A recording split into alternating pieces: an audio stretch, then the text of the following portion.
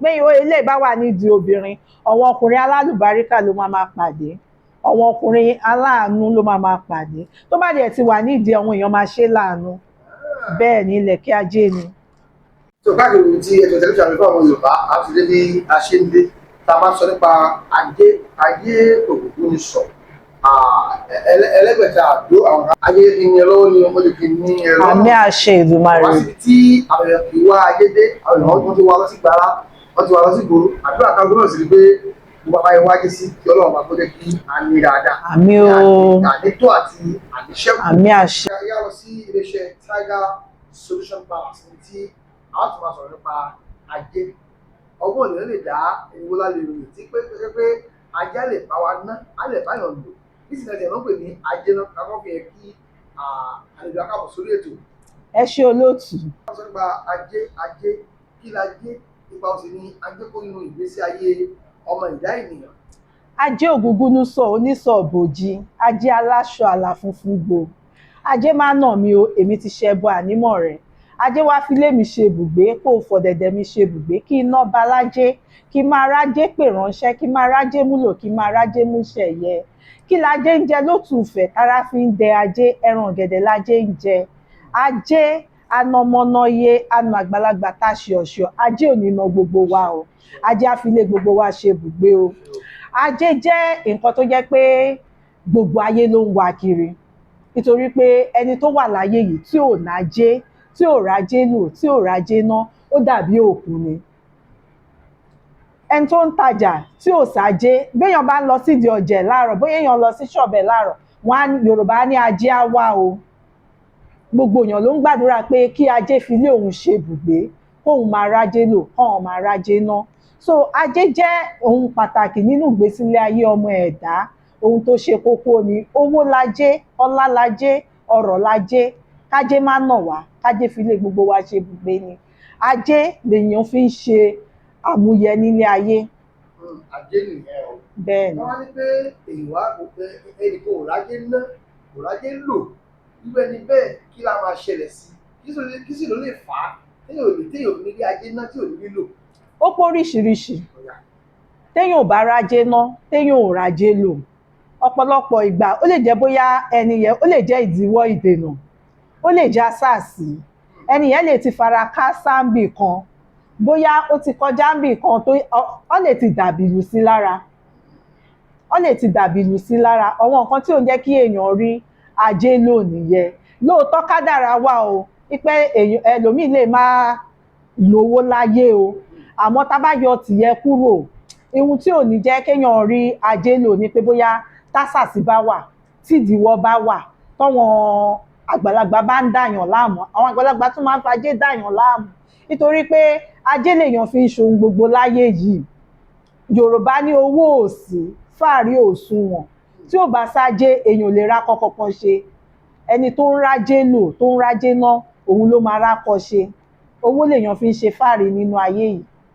ẹ máa lọ sí iléeṣẹ́ Tiger Solution Palace kí wàá ní ìgbèrú tí láti lè kí àtẹrù àtọmọ kọ́ńtàjé ná kọ́ńtàjé lò kí ni ìgbèrú tí kì í jẹ́ ó ti aláwọ̀ ẹ̀ ti jẹ́ ti pẹ̀lú ẹ̀ kalẹ̀ àwọn ètò wọn ti wà ẹ máa fi ń ran ọmọ ìdéyàn lọ́wọ́ tó wà bẹ́ẹ̀ ṣá. ẹ ṣe olóòtú ní ọ̀dọ̀ tiwa ní iléeṣẹ́ Tiger Solution Palace níbí báyìí a ní iṣẹ́ ajé tó yanrantí ọṣẹ wà tó jẹ́ pé gbogbo ajé tó bá ti lọ lára èèyàn tó bá ti ń wẹ ọṣẹ wa a máa dá padà sí lára gbogbo àbìlù àṣàtì tó ti kúrò ajé yìí á padà tó bá bẹ́ẹ̀ ni tó bá ti ń wẹ ọṣẹ wa yìí ajé yìí á padà. ẹgbẹ́ káwọn èèyàn rí ẹgbẹ́ lára káwọn. bẹ́ẹ̀ ni òun rèé ajé ọṣẹ ajé wealth soap ọṣẹ ajé. bẹ́ẹ̀ ni fún gbogbo àwọn ìyá ọlọ́jà babalájé péyàn díẹ̀ ń lọ sídìí ọjà láàárọ̀ tó bá ń wẹ ọṣẹ ilé lọ́jọ́ Mondays and Thursdays a máa tà ní ọmọ ẹ̀ta ló kọ́ńtà kọ́ ọmọ ẹranko kẹ́ranko tó tà a máa tà ní ọṣẹ ajé ni tó yanrantí bẹ́ẹ̀ ni ewé àtegbò la fi ṣe àtọwọn nǹkan míì náà tó wúlò fún ọmọ ẹ̀dá. Yes sir. ilẹ̀kẹ̀ ajé. bẹ́ẹ̀ ni ẹ ṣe olóòtú ilẹ̀kẹ̀ ajé lélẹ̀ ìbàdí ló ń wọ̀ sí waist bead ni fóbìnrin ni sà Ilẹ̀- lè wọ́ oya oya. ilẹ̀kẹ̀ ajé lélẹ̀ fún àwọn obìnrin. ẹ̀rọ náà wo àbí ẹ̀yọ́ àkóso yọ. Ó ṣe yọ dáadáa. Ilẹ̀kẹ̀ ajé ni ilẹ̀kẹ̀ tó dẹ̀ fa ènìyàn, àwọn ilẹ̀kẹ̀ tó wà ń tàǹsì tọ́wọn ladies ń lò dáadáa. àbí rà fún ìyàwó mi. Ẹ rà fún ìyàwó yìí ó dáa, tẹ́ bá rà fún ìyàwó yẹn ẹ fi máa tọ́jú ìyàwó yìí dáadáa ni. Ilẹ̀kẹ̀ ajé ni, bẹ́ẹ̀ ni sà. Ilẹ̀kẹ̀ ajé tó dáa ni, oríṣiríṣi ni.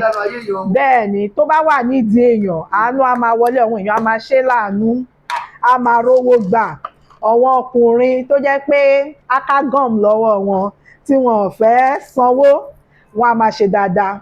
So kí ló dé?